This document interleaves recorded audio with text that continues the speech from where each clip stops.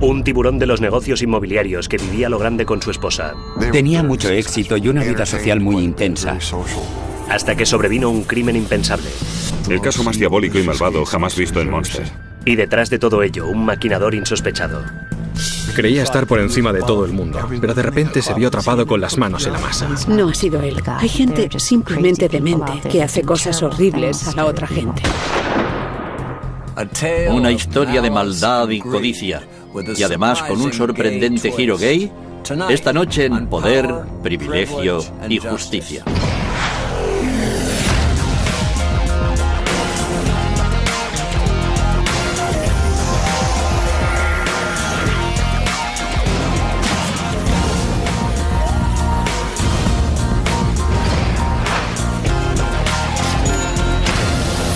Crímenes imperfectos, ricos y famosos. Entrega letal. Buenos días, noreste de Indiana. Falta muy poco para las 9 y todo indica que nos espera un día radiante aquí en la WJOB, la voz de la región.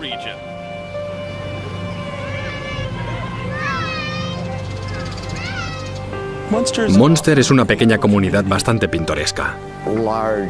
Grandes residencias palaciegas. Se nota que hay dinero. Una hermosa comunidad con robles centenarios y casas de ensueño. En Monster, el índice de criminalidad es relativamente bajo. No es un lugar donde suelan cometerse asesinatos. 9 de noviembre de 1989.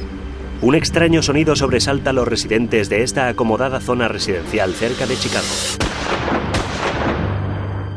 Faltaban un par de minutos para las 9 y el departamento de policía recibió un aviso telefónico de que se había producido un tiroteo. La policía corrió al lugar del suceso.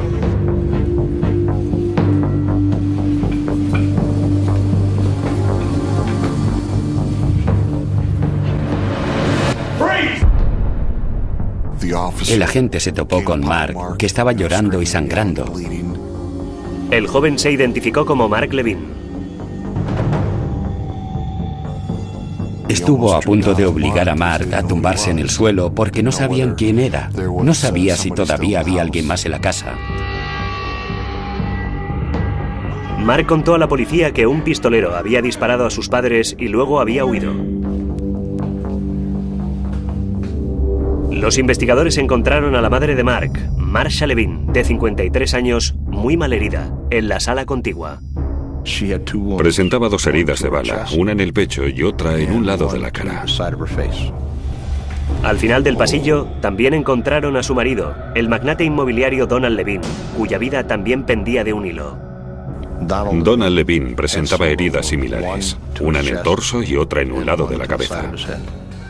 Mientras las víctimas son trasladadas a toda prisa al hospital, los investigadores van de habitación en habitación en busca de pistas. Recuerdo que buscamos por toda la casa. Era una casa preciosa, con un interior impecable. Toda la escena del crimen contaba una historia. Que había sido un crimen brutal, metódico y deliberado. El recorrido por la casa fue bastante surrealista porque podías distinguir los sitios donde las víctimas habían caído heridas por las manchas de sangre. En la cocina, la policía intentó interrogar a Mark, pero extrañamente se negó a hablar antes de haber hecho unas cuantas llamadas telefónicas. Mark nos dijo que estaba fuera cargando el coche y preparándose, porque aquel era un gran día para él. Acababa de terminar la carrera de Derecho y se estaba preparando para ir a Chicago, para prestar juramento junto con los demás abogados. Fue entonces, según dijo, cuando un coche azul entró en el camino de entrada a la casa. Traigo un paquete para Marsha Levine. Mark entró en la casa, habló con su madre. Le dijo que era raro, que aquel hombre decía venir a entregar un paquete de Federal Express, pero no llevaba uniforme ni una furgoneta oficial.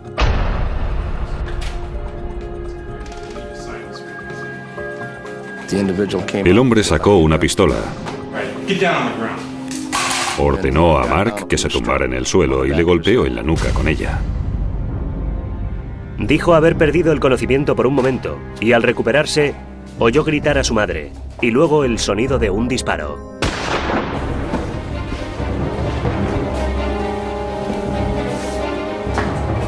Salió corriendo de la casa y cruzó la calle. Todavía no sabía qué les había ocurrido a sus padres, pero corrió en busca de ayuda. Justo enfrente de la residencia de los Levine había una escuela primaria.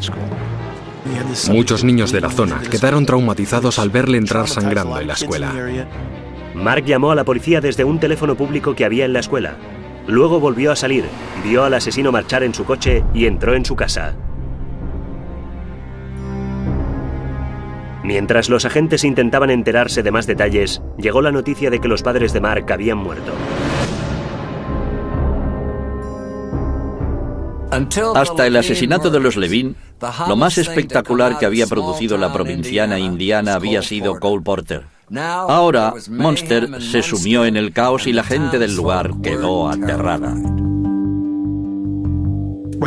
Desde el principio nos dimos cuenta de que aquello no era normal, que era algo más que un simple homicidio. La tensión en la zona era muy intensa. Todo el mundo se preguntaba cómo podía pasar algo así en un lugar como aquel. De manera que desde el principio nos sentimos muy presionados para resolver el caso lo antes posible. Detrás de la puerta de entrada, los agentes encontraron su primera pista. Mark dijo que había tenido que firmar algo, que había un sobre, de los que suele utilizar Federal Express. Aparentemente se había caído al suelo al abrirse la puerta, y ésta lo habría empujado y se había quedado entre la puerta y la pared. Con toda la conmoción, supongo que el sospechoso olvidó que la había dejado allí. Mientras proseguía la investigación en el interior de la casa, unos agentes empezaron a interrogar a la gente que se estaba reuniendo afuera. Obtuvimos bastante información de los vecinos y los padres que acababan de acompañar a sus hijos al colegio. Los testigos dijeron que habían oído disparos y luego habían visto a un joven que salía corriendo y gritando de la casa. Momentos después, otro hombre había salido por la puerta. Cuando se acercó a su coche, golpeó el capó con un puñetazo rápido y violento. El hombre dio un par de vueltas por el barrio como si estuviera perdido y finalmente se marchó a gran velocidad. Alguien de la zona seguramente no lo habría hecho. Parecía ser alguien que había venido solo para hacer un trabajo. La policía emitió un boletín público con un retrato robot y una descripción del coche en el que había huido. Un hombre muy alto y corpulento, con barba cerrada, al volante de un Chevy Corsica azul, sin más señas. Llevamos a cabo una búsqueda offline, una búsqueda que nos dio unos 800 resultados. En realidad estábamos persiguiendo a un perfecto desconocido. Alguien que había venido, había cometido este crimen tan terrible en nuestra pequeña y tranquila comunidad y luego se había esfumado por completo. 2 millonarios en la morgue, sin ningún motivo aparente, y ahora un asesino cachas y barbudo con poco sentido de la orientación. Este misterio en Munster era cada vez más misterioso. Esta mañana a las 9 en Munster un hombre ha conseguido que Mark Levine le dejara entrar en la casa. Una vez en el interior, el hombre había ordenado a Levine que se tumbara en el suelo y le golpeó la cabeza con la culata de su pistola. Los padres de Mark también estaban en la casa. El atacante entró entonces en la casa y disparó a la señora Marsha Levine, de 53 años, y a Donald Levine, de 55. La noticia causó sensación. No solemos aparecer en la prensa de Chicago a menos de que se trate de algo importante. Y esta noticia ocupaba todas las portadas. Seguimos investigando. Estamos intentando averiguar si hay otras personas involucradas en este asesinato. Es uno de los aspectos del caso que debemos resolver. Era una comunidad de gente muy rica. Un doble asesinato una mañana de un día laboral cualquiera causó un revuelo enorme. Con anterioridad, el último asesinato cometido en el pueblo creo que había sido 8 años antes. No creo que la policía local hubiera tenido que investigar muchos homicidios porque no era el tipo de delito habitual en Munster. El caso llamó tanto la atención porque había tenido lugar en Munster, Indiana. Y en Munster no se cometen asesinatos, ni mucho menos contra un matrimonio tan acomodado. ¿Quién podía haber hecho eso? Ambos eran muy respetados en la comunidad. Sus vecinos, sus amigos, hablaban maravillas de ellos y estaban totalmente horrorizados de que hubiera podido ocurrir algo semejante.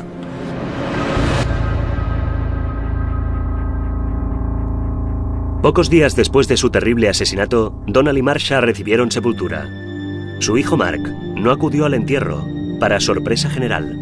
Mark era la víctima, pero se comportaba de una forma muy extraña. No fue capaz de asistir al funeral de su padre y su madre tenía la sensación de que corría peligro. Estaba convencido de que el asesino haría todo lo posible para terminar su trabajo. Como heredero universal de la fortuna de su padre, cifrada en $25 millones, Mark se convirtió de inmediato en un posible sospechoso. En la casa hay 3 personas, una de ellas sobrevive. ¿Cómo ha sido posible y por qué ha sido así? Quizás ese chico tenga algo que ocultar. Mark era supuestamente otra de las víctimas, pero había sobrevivido. ¿No era extraño?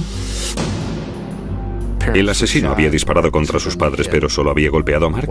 ¿Por qué no le había disparado a él también? Tras faltar al funeral, Mark contrató un equipo de guardias armados. Se escondió y adoptó una serie de medidas de seguridad muy estrictas. Cuando canceló algunos de los negocios inmobiliarios de su padre, las sospechas de la policía se incrementaron. Los investigadores pidieron a Mark que se sometiera al detector de mentiras, y él aceptó. Le hicieron la prueba del polígrafo, pero los resultados no fueron concluyentes. El comportamiento del chico era totalmente caótico. En teoría, Mark Levin era el sueño de una madre judía convertido en realidad. Hijo devoto, gran trabajador, licenciado en la Facultad de Derecho de Yale. Pero su comportamiento era tan extraño que o bien estaba ocultando algo o el golpe en la cabeza había sido realmente duro. La muerte de sus padres le reportaba, por supuesto, beneficios, pero por otro lado, también había quedado herido de bastante gravedad. Y se preocupaba tanto por sus padres. Les quería y les idolatraba tanto como ellos a él. Por lo tanto, era muy difícil decir que lo había hecho él.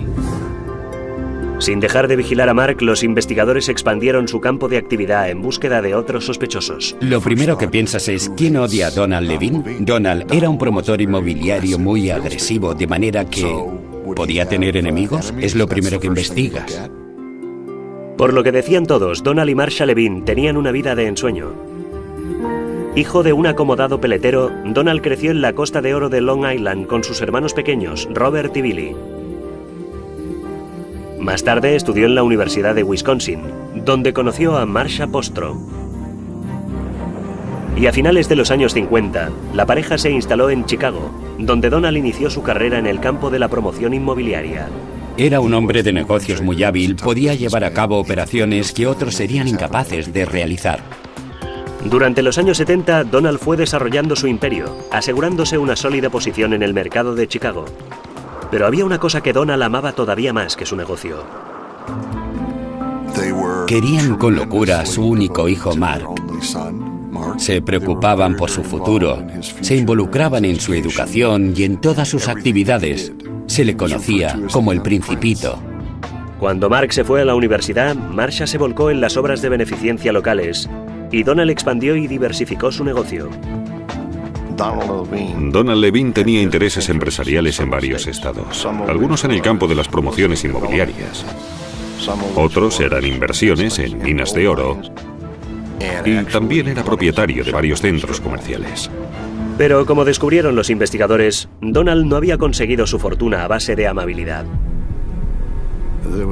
Algunos le describían como una persona brusca y desagradable que siempre imponía su santa voluntad. Donald era un hombre de negocios muy hábil, pero también podía despertar las iras de la gente. Al parecer, su autoritarismo había caído mal a alguien. Se barajó la posibilidad de que el crimen fuera obra de la mafia, por tal como se había cometido y porque corrían rumores de que Donald tenía ciertas relaciones con la mafia de Chicago. Creímos que se trataba de algún negocio que había salido mal, con la persona equivocada. Pero recientemente Donald había trasladado su atención del centro del país hacia el sudoeste de Estados Unidos. Cuando Donald fue asesinado, estaba en el proceso de comprar una residencia en Scottsdale y estudiaba futuras oportunidades empresariales en Arizona. Sus dos hermanos, Robert y Billy, vivían ya en Paradise Valley, una lujosa zona residencial cerca de Phoenix, donde Robert poseía su propia y lucrativa empresa inmobiliaria. Phoenix estaba en plena expansión y Donald se dio cuenta de que el negocio de su hermano florecía. De manera que sugirió a Bob la posibilidad de ir a vivir allí, asociarse con él y montar una empresa realmente importante. Así pues, los hermanos empezaron su prospección, su fiebre del oro particular. El mercado inmobiliario de Arizona era un territorio abierto apto para todas las iniciativas, pero para todos aquellos que les conocían, Levin y Levin formaban una pareja muy extraña.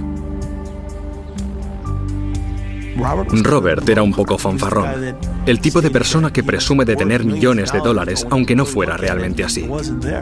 Robert era el Relaciones Públicas, sin duda alguna, y Donald era el director ejecutivo.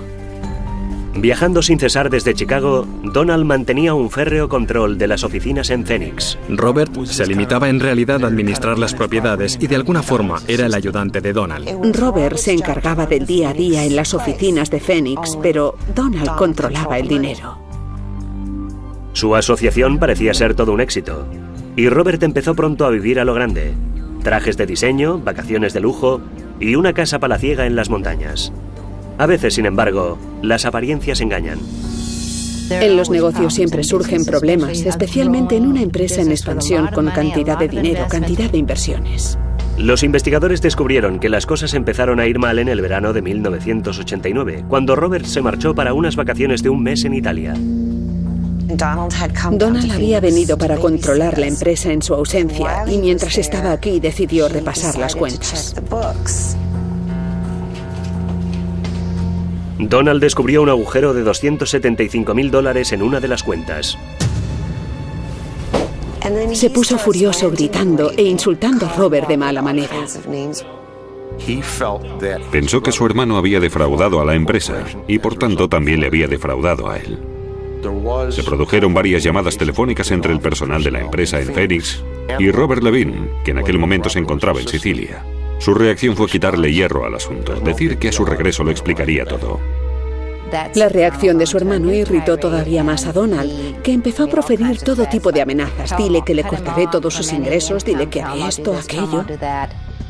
Los investigadores descubrieron que Donald intentó entonces reconducir la situación. Se decidió que Robert trabajaría para Donald cobrando un salario, pero por supuesto sin detentar ya ningún tipo de poder en la empresa. Robert había prosperado gracias al éxito de Donald y de repente iba a ser prácticamente expulsado de la empresa.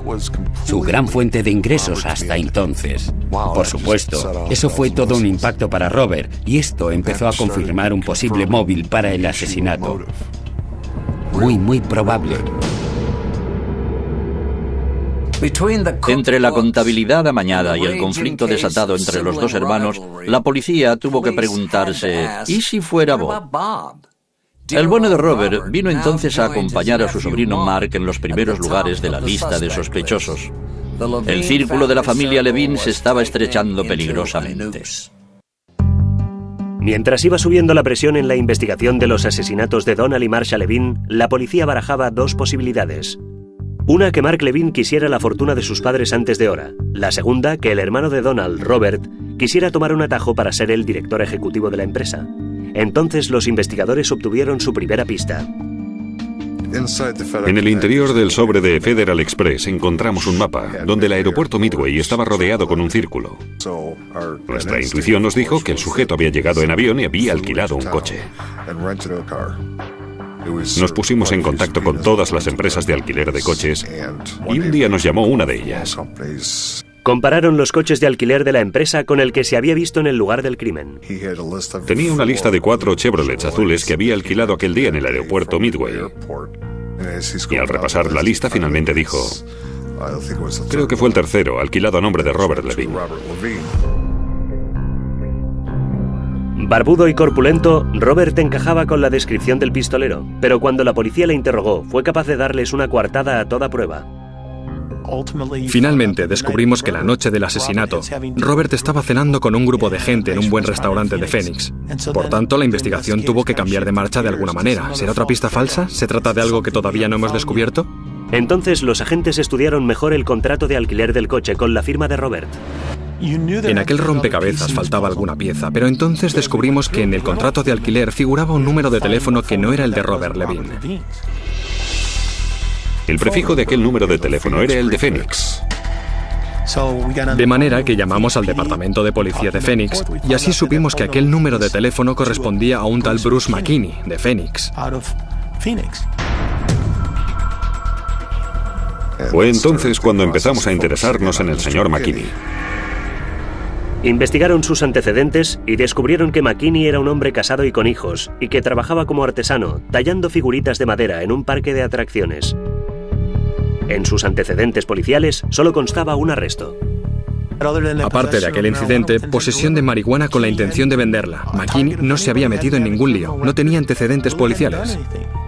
Pero entonces recibieron el expediente de McKinney. Fue entonces cuando vi por primera vez la foto del carnet de conducir de Bruce McKinney y la foto del archivo policial de Phoenix. Si colocabas cualquiera de estas dos fotos junto al retrato robot, te dabas cuenta de que eran la misma persona, encajaban completamente. Pero también había otra conexión. Cuando entrevistamos a los empleados de la empresa de los Levine, surgió el nombre de McKinney como el de un antiguo empleado. Al parecer, McKinney había sido contratado como un favor para el Benjamín de los hermanos Levine, Billy. Pero nadie parecía saber cuál había sido en realidad su actividad concreta en la empresa. Aparecía a menudo por el despacho. Se suponía que estaba investigando ciertos terrenos en Tucson o algo parecido. Recuerdo que hablé con los empleados de la empresa y les pregunté qué hacía. Contestaron, no lo sabemos, solo venía a la oficina, pero ¿y qué hacía? ¿Cómo había conseguido ese fumeta Haragán introducirse en el círculo de los hermanos Levine? ¿Necesitaban quizá de repente alguna estatuilla de madera o se estaba tramando algo muy turbio tras las puertas cerradas? Dedujimos que Robert y Bruce McKinney no eran tan íntimos, no eran tan buenos amigos. Bruce no encajaba en aquel ambiente. ¿Cuál era entonces la conexión? No teníamos ni idea. El asunto del contrato del coche de alquiler era una pista muy importante. Los investigadores buscaron más pistas en el sobre que el pistolero había llevado a casa de los Levine. Primero, los tests revelaron un conjunto de huellas latentes. Luego, otra pista. El paquete de FedEx nos llevó hasta un hotel en Hammond, que está a unos 8 kilómetros de la casa de los Levine. Comprobamos el registro del hotel para ver si alguien había llegado tarde por la noche y se había marchado temprano por la mañana, cuando se había cometido el asesinato. 5 personas se habían marchado antes de las 8. Uno de los clientes era Paul Barrett, de Florida, y algo en la ficha del hotel llamó la atención de los investigadores. La dirección anotada era la antigua dirección de McKinney en Arizona. La investigación se centró en los viajes de avión, por si figuraba el nombre falso. Descubrimos que se había comprado un billete de ida y vuelta, pero que solo se había utilizado el billete para volar desde Phoenix la noche anterior al asesinato. El expediente de McKinney en Arizona fue mandado con urgencia a Monster. Mandaron las huellas dactilares en avión a Chicago. El agente Strubeck fue a recogerlas y se las llevó directamente al laboratorio de la policía. Los resultados fueron positivos. Encajaban perfectamente con las del señor McKinney.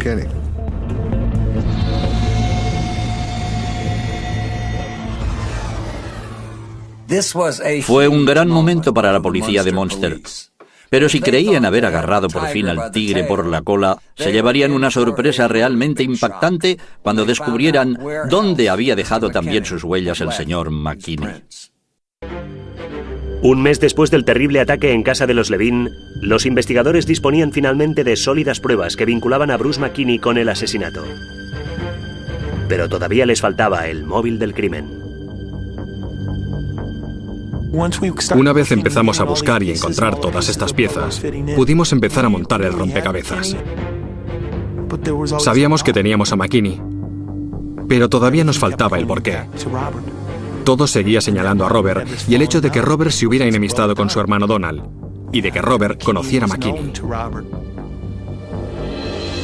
Tenemos el móvil, tenemos la oportunidad, tenemos la familiaridad entre Robert y Bruce, tenemos gente que les ha visto juntos. Meses después de los asesinatos, la policía detuvo a McKinney y a Robert para ser interrogados.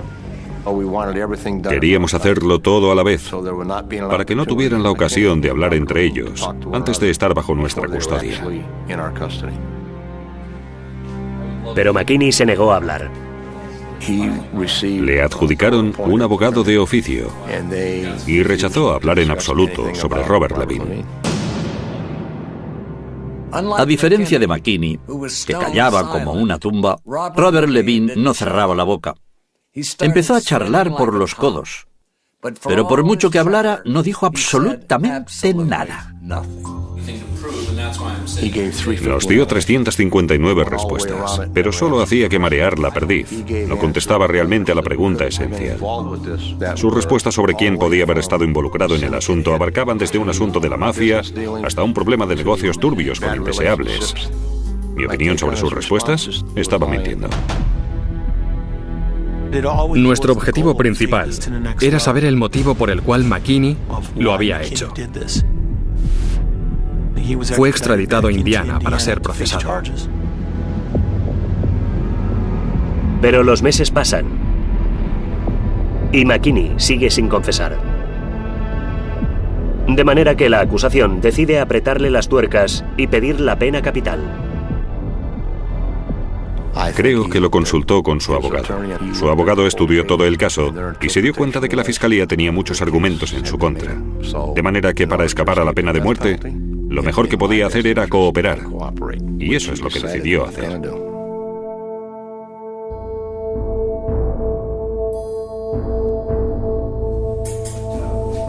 Todavía lo recuerdo hoy en día. Él estaba sentado a un lado de la mesa, yo en el otro. Le alargué la mano para estrechar la suya, y sin la menor emoción allí sentado se puso a contar cómo había entrado a casa de alguien y había disparado 4 tiros a 2 personas. Fue increíble. McKinney les dijo que Robert le había ofrecido $1 millón para hacer aquel trabajo. Entonces empezó la planificación. McKinney y Robert habían venido antes de los asesinatos para estudiar la casa. Hicieron un reconocimiento del terreno. Alquilaron un coche con la tarjeta de American Express de Robert Levin y su carnet de conducir. Robert Levin mostró a Bruce McKinney un mapa del barrio, la situación de la casa y tal como era por dentro. Luego McKinney dijo que Robert le había indicado el momento ideal para dar el golpe. Robert Levin le dijo que Mark Levin estaría allí la noche del miércoles 8 de noviembre y la mañana del jueves 9 de noviembre. Y que tenía que ir aquel día a Chicago. McKinney afirmó que le había dado instrucciones muy explícitas para asegurarse de que la fortuna de los Levin no saliera de la familia. Robert le había indicado en qué orden debía matar a sus víctimas.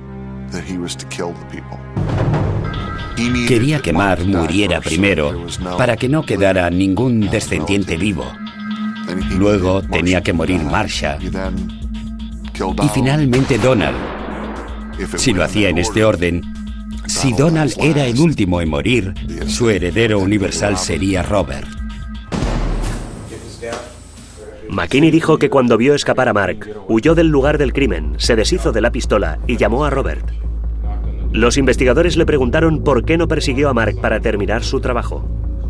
McKinney dijo que salió, le apuntó y estuvo a punto de dispararle, pero que no lo hizo porque Mark corría hacia un grupo de niños. Qué irónico. Un asesino a sueldo con escrúpulos. Con la historia de McKinney, la acusación tenía ahora a Robert en su punto de mira, pero necesitaban más que el testimonio de un delincuente convicto para echar mano a su presa. Sabíamos que tendríamos un problema de credibilidad por lo que McKinney había hecho. Y sabíamos que la única manera de que su testimonio fuera creíble era obtener pruebas sólidas de todo lo que nos había dicho. Había llamadas telefónicas de Bruce McKinney a las oficinas de Robert Levin o a su casa particular, desde varios moteles, desde el hotel donde se alojaba y desde varios lugares del país. Si decía me alojé en tal hotel, íbamos y recogíamos el recibo del hotel. Si decía alquilé un coche bajo este nombre, íbamos y recogíamos el recibo del alquiler. Si decía tomé un avión y me senté en tal asiento, intentábamos interrogar a la gente para verificar que estuvo allí. Más de un año después de los crímenes, un gran jurado acusa a Robert Levin de conspiración para cometer un asesinato. Pero cuando van en su busca, serán los agentes los que quedarán sorprendidos. Recibimos la orden de procesamiento. Recuerdo que la gente de los cuerpos especiales dijo, no está. Robert intuyó que iban a detenerle y simplemente se escapó. Se fue a México. Y entonces dijimos, oh no. Durante semanas, los investigadores intentaron localizarle, sin éxito. No podía ser más frustrante. Tuvimos que trasladar toda nuestra atención de la acusación a la búsqueda de un fugitivo, y en nuestra opinión, un fugitivo muy peligroso. Sin ninguna pista, tuvieron que recurrir a los familiares y amigos de Robert. Ejercimos toda la presión posible a través de la madre de Robert y de su hermano Billy, y finalmente Robert no pudo soportarlo más. Robert Levin se entregó a las autoridades en Los Ángeles. Antes de ser extraditado a Indiana, fue recluido en la cárcel del condado. El Centro Correccional Metropolitano de Los Ángeles es un lugar bastante terrorífico. Le acompañamos hasta allí. La puerta se abrió de golpe y salieron 2 guardias gigantescos. Los hombres más enormes que haya visto en mi vida. Recuerdo que les entregamos a Bob, que estaba petrificado. Yo también estaba petrificado y ni siquiera iban a encerrarme a mí. O sea que pensé, que Dios te bendiga, nos veremos en Indiana. La labia y las relaciones públicas no resultan muy útiles cuando te codeas con asesinos y psicópatas, pero eso no detuvo a Robert. Su bocaza fue finalmente su perdición. En espera del juicio, Robert Levin permaneció entre rejas acusado de conspirar para asesinar a su hermano y su cuñada. Los investigadores estaban seguros de sus argumentos para la acusación. Hay un antiguo adagio. Si conoces a tu enemigo, saldrás victorioso en la batalla. Conocíamos a nuestro enemigo. Creíamos tener todas las de ganar. Pero en el entorno de Robert, nadie podía creer que las cosas hubieran ido tan lejos. La gente de nuestro entorno que había conocido a Bob no lo creía. Estamos hablando de un hombre de una inteligencia extraordinaria. No sería tan estúpido para decir simplemente, quiero que vayas a matar a mi hermano. Ah, y por cierto, utiliza mi tarjeta de crédito y mi carnet de conducir. Es que era imposible que hubiera hecho una cosa así. Le pregunté a la gente del FBI, ¿por qué estáis persiguiendo a Bob? Y él me contestó, ¿y si no es Bob, quién? Y yo le dije que no me parecía un motivo suficiente para intentar condenar a alguien con la pena de muerte. Una teoría más plausible, decían, era que McKinney había actuado por iniciativa propia y luego había hecho un trato con las autoridades para salvar el pellejo. Y la defensa de Robert afirmó que McKinney podría tener sus propios motivos para desear la muerte de Donald. Donald había decidido poner a Bruce al frente de un gran proyecto en fase de desarrollo. Pero antes de que se secara la tinta del contrato, Donald descubrió que la relación entre su hermano pequeño Billy y McKinney era más que una simple amistad. Era bien sabido que Bill era gay, y Bruce y Bill estaban liados. Cuando Donald se enteró, se enfadó mucho. Se puso furioso al saber que Bruce tenía un lío con su hermano pequeño y que se propuso despedirle. Algunos dijeron que Bruce había ido a Monster aquel día para convencer a Donald de que no le despidiera. Creo que Bruce se puso como una fiera. Iba a enfrentarse a Donald. Iba a obligarle a escuchar. Iba a convencerle de que su antigua relación con Billy no tenía nada que ver con sus capacidades para llevar a cabo su trabajo. Los abogados defensores lanzan a menudo insinuaciones o hacen correr rumores, pero esta revelación de última hora cayó como una verdadera bomba. Nadie sabía hasta qué punto dañaría la argumentación de la fiscalía, pero todo el mundo estaba ansioso por saberlo. La sala estaba atestada cada día. Las señoras del vecindario venían con sus almuerzos, sus cojines, venían a sentarse allí para ver el espectáculo. Una familia respetada en la comunidad, asesinada. Su hijo herido. El hermano acusado de haber contratado al asesino a sueldo. Tenía todos los elementos. Desde el primer día, toda la atención de la sala se concentra en el acusado. Robert estaba sentado con su abogado y con una actitud muy sobrada. Como si dijera, no soy culpable, yo no lo hice, me acusan injustamente. Hablamos de los argumentos de la defensa que yo había preparado. Él se sentía optimista. Mantuvo su inocencia desde el primer día. Decía, quería a mi hermano, nunca le hubiera hecho daño. Recuerdo estas palabras, quiero a mi hermano, no hubiera podido hacer eso. Los argumentos de la acusación eran muy sencillos. El único móvil de Robert era la codicia. Siempre había dependido de su hermano y cuando su hermano decidió echarle de la empresa, Robert se dejó llevar por el pánico y pensó que si no hacía nada, estaría perdido. Los abogados de Robert arguyeron que McKinney había actuado por iniciativa propia y que sus declaraciones incriminando a Robert eran pura ficción. El testimonio del tallador de estatuillas decidiría el resultado final. Ese hombre se presenta ante el jurado, ante la sala del tribunal atestada de gente, y describe cómo asesinó a esas dos personas con todo lujo de detalles. Su actitud es tan indiferente como si estuviera hablando de comerse un bocadillo de jamón, nada del otro mundo. Dijo literalmente a Mark Levin, tuviste suerte de salir corriendo de la casa porque si no te habría matado a ti también. Ningún remordimiento. Nada en absoluto. Su frialdad era total. Ninguna muestra de emoción, nada. Totalmente despiadado. Ningún intento de defenderse, de acusar a su vez. Por lo que era un mal testigo para mí y un buen testigo para la acusación pública. A pesar de todo, no quedaba claro hacia qué lado se inclinaría la balanza, hasta que la acusación llamó a declarar a un testigo sorpresa. En la cárcel, Bob había hecho amistad con un tipo llamado John Rinaldo. Rinaldo era un estafador. Estaba cumpliendo condena por varios tipos de fraude y utilizaba varios nombres distintos en la cárcel. Robert no sabía de quién se trataba hasta que le vio entrar en la sala del tribunal y entonces le cayó el cielo encima.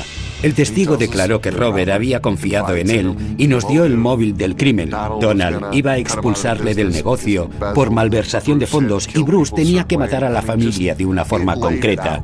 Este testigo nos lo sirvió todo en bandeja, fue bastante increíble. La declaración de Rinaldo fue la soga alrededor del cuello de Robert, además de la declaración de McKinney diciendo que Robert le había contratado para cometer los asesinatos. Era demasiado fuerte. Un asesino a sueldo sexualmente confuso. Un estafador chivato.